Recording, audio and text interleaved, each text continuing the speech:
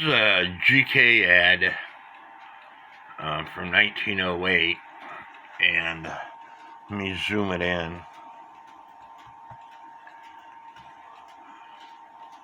And even though my movement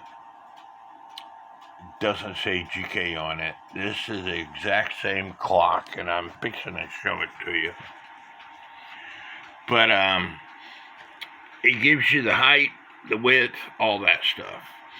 And I took this ad to my local newspaper company, and they printed it up to scale for me, and it cost me a whole 68 cents.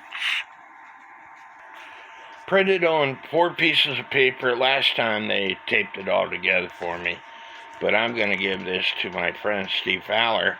That way he could use carbon paper and trace the topper onto wood, and that way he could carve it out, which makes it a lot easier.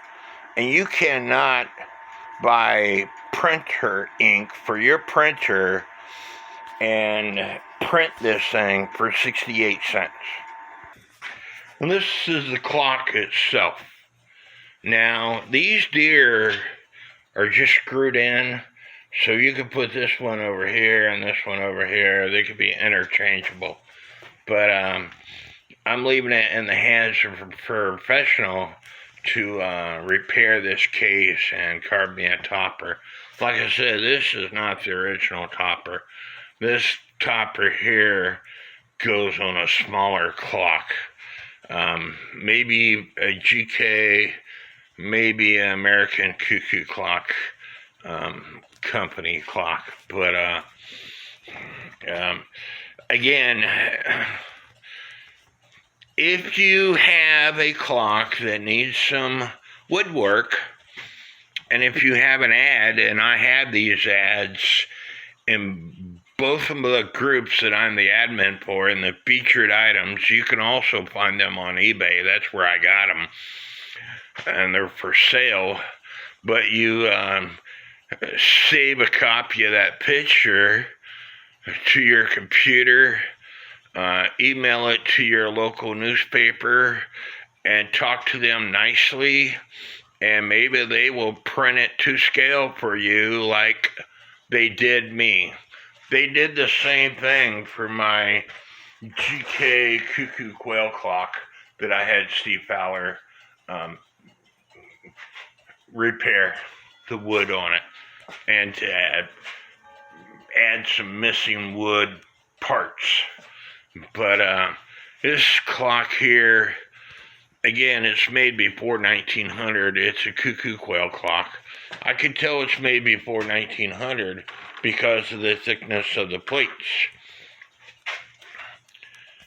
I've never seen a movement design like this before. There's no maker's name on it. My friend Mark Diodato, he has the exact same clock, but his is made by Alexander Fleig, and the movement is different than this movement. So I'm not for sure who made this movement. I'm going to have to send a picture of this movement to my Black Forest group expert, Valentin Weber, and he might identify the movement.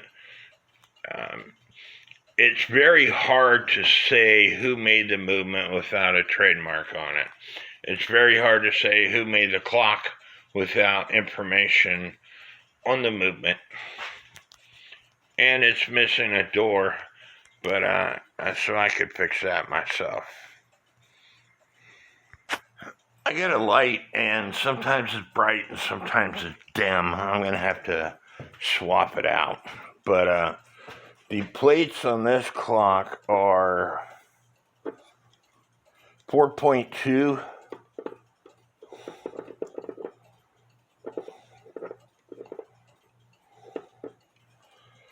3.84. I'd have to, anyway, it's over 3 millimeters thick. And from my experience with the clocks, I know the age anything over 3 millimeters thick was made prior to 1900.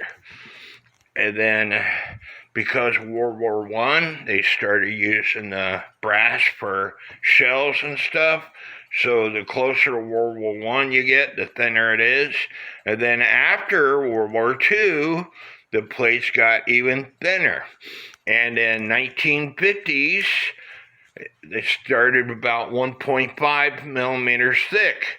And then the newer clocks, the regular 25, the plates are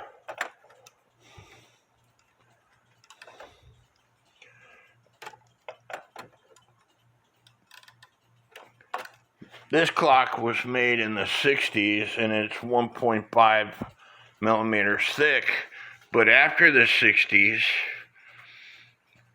they're even thinner. Now the regular 70 series, the 71 series, and regular 72 series, they're a little bit thicker. They're about 1.5 millimeters thick. It's a regular 25 movement. It's identified as 25/1-B. B is identifier for 1971, 1991, and 2001. And the thickness on these plates are 1.15 millimeters thick, 1.10, something like that, depending on how hard you want to press on this gauge here. But as I said, antique clocks in the 1950s, they started making them about 1.5 millimeters thick. This is a count wheel movement. It doesn't say made in Germany, so I don't believe it was made in Germany. Sorry, it does say made in Germany right down here. It just, it's dirty. And they're about 1.5 millimeters thick, 1.6. So, I'm going to say this movement was from the 1950s. 2 millimeters thick is after World War II. 2 millimeters to 1.5 millimeters is after World War II. Between World War I and World War II, it's around 2.5 millimeters thick. Between 1900 to World War I is 2.5 to 3 millimeters thick. Anything over 3 millimeters thick, especially 4 millimeters thick, was made prior to 1900. And again, that's my personal experience, my personal thoughts. Here are pictures that I have saved on my computer. Is Wilhelm Gerlin, which is export of clocks, and you will see that clock.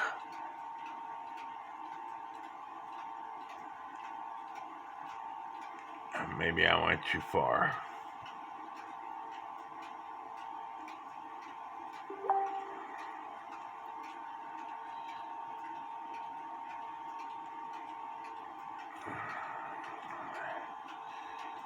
Right here.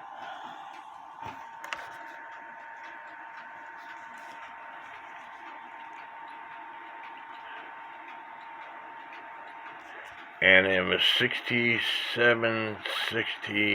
francs, German francs.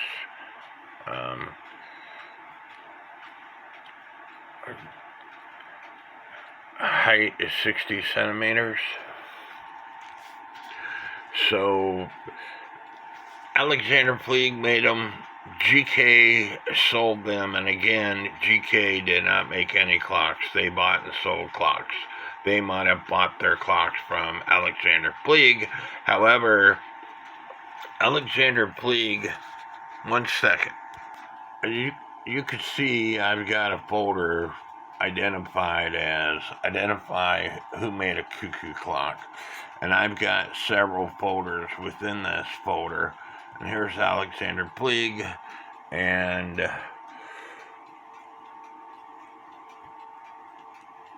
let me see if this is the picture I want. No, that's not the picture I wanted to show you. Let me find it. Stand by. This is the picture I wanted to show you, and I believe I got this from my Black Forest group expert, Valentin Weber. Alexander Fleig, Triberg, 1869 is when they started, I believe. And they were only in business up until the very early 1900s, maybe 1900, 1901, something like that. And this is my friend Mark Diodato's clock.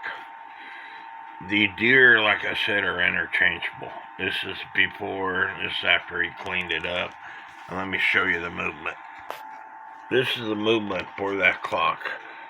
And if it didn't say AF right here, I would have sworn it was a Herbert Hur, because the Herbert Hur W's have got a diamond at the bottom.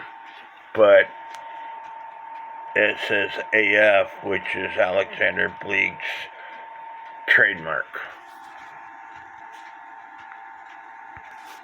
And I'll go ahead and show this to you.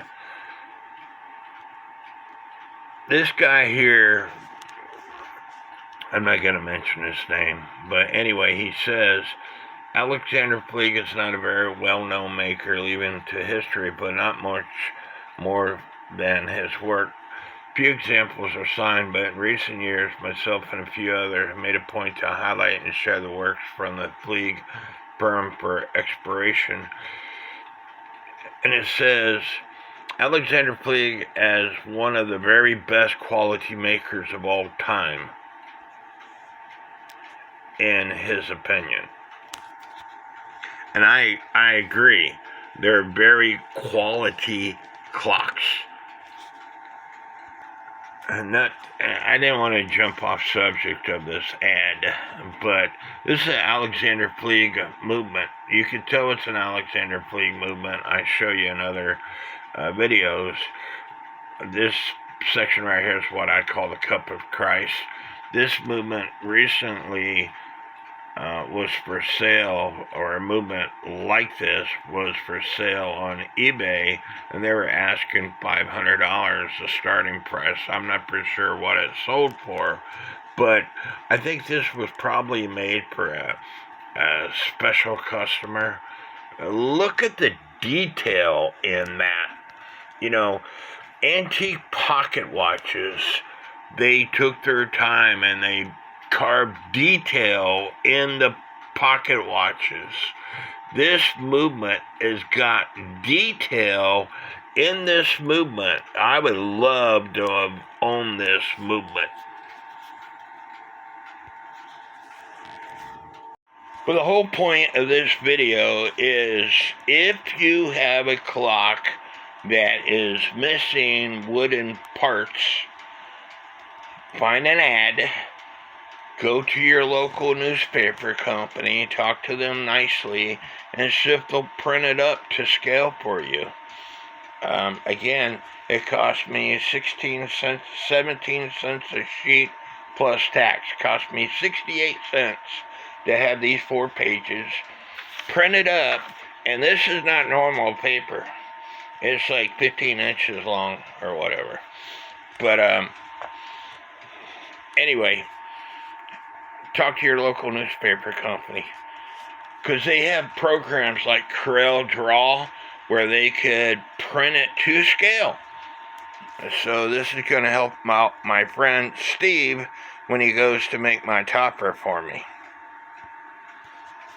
And if you like this video, if you found it helpful, please give me a thumbs up, leave me some comments, subscribe to my channel and to all the other channels mentioned at the beginning of this video, and may God bless each and every one of you.